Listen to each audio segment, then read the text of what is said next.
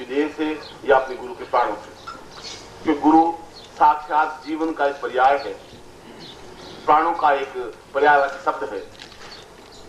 जब पाणिनि को पूछा गया कि समस्त शब्दों का एक शब्द क्या है, तो पाणिनि के मुंह से एक ही शब्द निकला कि गुरु। संसार के जितने भी शब्द हैं वो एक ही शब्द में समाहित हैं। और जब ब्रह्मा ने उस लास्य के बाद, उस नृत्य के बाद, जो नटराज का नृत्य हुआ, जो भगवान शिव और पार्वती का नृत्य हुआ, और उस नृत्य से जो शब्द ध्वनित हुए, उन शब्दों के माध्यम से सैकड़ों शब्द बने। और ब्रह्मा ने शिव को पूछा कि आपने इन 14 जो शब्दों को ध्वनित किया है, छाया वाला टलन, इन शब्दों का जो ध्वनित किया है, इन शब्दों का मूल क्या है? तो भगवान शिव ने कहा गुरुमेवं गुरुमेवं गुरुमेवं बरी नबी। गुरु के अलावा कोई शब्द का अंत है ही नहीं, कोई चिंतन नहीं है, कोई विचार नहीं है, क्योंकि इनके बिना शब्द स्वयं खोखले हैं। अगर शास्त्र को देखना पड़ेगा तो शास्त्र की आंखों से देखना पड़ेगा। तुम्हारी आंखों से शास्त्र नहीं देखा जा सकता। बनिए के तराजू से शास्त्र को नहीं देखा जा सकेगा। अनिल आपका गणित करते हुए, बहुओं में लिखते हुए और बहियों के पन्ने पलटते हुए शास्त्र को नहीं पढ़ा जा सकेगा। आटे दाल का भाव मालूम करते हुए तत्व को नहीं देखा जा सकेगा। और नहीं देखा जा सकेगा तो कफन पहनने के अलावा तुम्हारे पास कोई चारा नहीं है। और वह जीवन नहीं है, वह तो जून है जो तुम जी रहे हो, घिसट रहे हो। और मैं फिर भी तुम्हारे पास समय है कि उस जिंदगी को एक स्वर्णिम जीवन बना सकते हो, आभायुक्त, दिव्य, अद्वितीय, ऐसे कि तुम्हारे शरीर से सुगंध प्रवाहित हो सके, ऐसे कि तुम्हें देख करके एक आनंद की डोर उठ सके, ऐसे कि तुम हजारों हजारों गुरु बन सको। आने वाले समय में तुम गुरु बन करके करोड़ों शिष्यों को सार्थकता दे सको, क्योंकि तुम्हें गुरु बनना ही पड़ेगा। जीवन में लोगों को ज्ञान चेतना देनी पड़ेगी, क्योंकि मेरा स्पर्श पाकर के व्यक्ति एक सामान्य व्यक्ति नहीं रह सकता। वह तो जीवन में गुरु तो भार उठाएगा ही, वह जीवन को रास्ता दिखाएगा ही। मुझे ऐसा विश्वास है, मैं ऐसा ही तुम्हें आशीर्वाद दूंगा।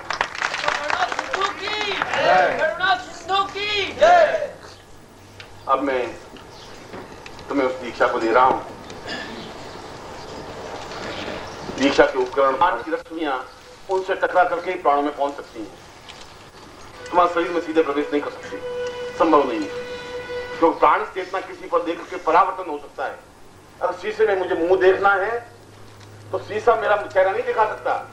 मेरे चेहरे की किरणें शीशे से टकराती हैं, और शीशे से टकरा करके वे किरणें वापस मेरी आंखों में आती हैं, तब मेरा चेहरा शीशे में दिखाई देता है। शीशे में कोई ताकत नहीं है कि मेरा चेहरा दिखा दे।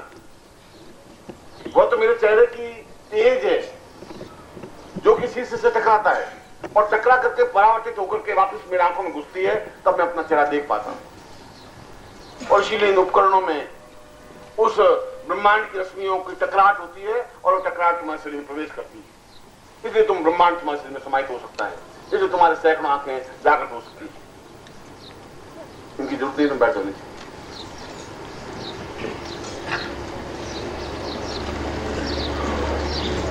आप सीधे बैठ जाएंगे, और पुरुष हैं बनियान अगर हो तो खोल दे, कुर्ता पहना हुआ हो खोल दे। उस चेतना को और उस दिव्यता को प्राप्त करें, और पूर्णता के साथ प्राप्त करने के लिए मेरुदंड बिल्कुल सीधा होना चाहिए, रीढ़ की हड्डी सीधी होनी चाहिए, क्योंकि वह मेरुदंड के माध्यम से ही जागृत अवस्था आ पाएगी।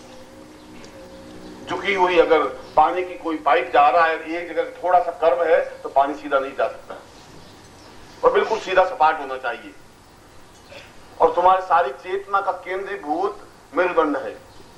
जहां रीढ़ की हड्डी टूट गई, आप खड़े नहीं हो सकते, आप खा नहीं सकते, पी नहीं सकते, चल नहीं सकते। मृत्यु के अलावा तुम्हारा कोई रास्ता नहीं रहता। जिसकी रीढ़ की हड्डी टूट जाती है उसको लेटा ही रहना पड़ता है, क्योंकि सारा शरीर अपंग हो जाता है। सारा शरीर का आधार देश वही है, उसको तिरछा करने से जीवन की प्राण चेतना नहीं आ सकती। इसलिए सीधा सपाट बैठने की क्रिया की जरूरत है।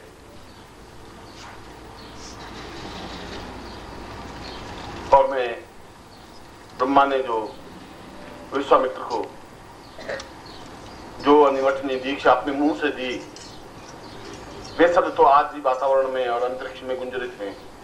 आवश्यकता है उन शब्दों को पकड़ने की, और उन शब्दों को उसी ध्वनि के माध्यम से तुम्हारे हृदय तक पहुंचाने की। वह तो एक बीच में मीडिएटर चाहिए, माध्यम चाहिए। सबसे पहले हम जिन श्लोकों के माध्यम से और जिन अर्थवक्ताओं के माध्यम से गुरु की स्तुति हुई है विश्वामित्र ने, मैं उन्हीं शब्दों को दोहराता हुआ गुरु का चिंतन कर रहा हूं। गुरु मीन्स संसार के समस्त गुरु। गुरु का मतलब मेरे गुरु, उनके भी गुरु, उनके भी गुरु, उनके भी गुरु और गुरुओं की अंतिम कड़ी तक। गुरु का मतलब है विश्व के समस्त गुरुओं की चेतना। गुरु केवल मैं गुरु नहीं हूं, मैं तो तुम्हारा प्राण हूं। इसलिए उन सबको हम आत्मसात कर सकें, इसलिए बहुत भक्तिभाव से, बहुत चेतना के साथ हम 3 बार पहले मानसिक रूप से, आंतरिक रूप से शुद्ध होने के लिए ओम का उच्चारण करेंगे, जिससे कि आंतरिक शुद्धता पवित्रता बन सके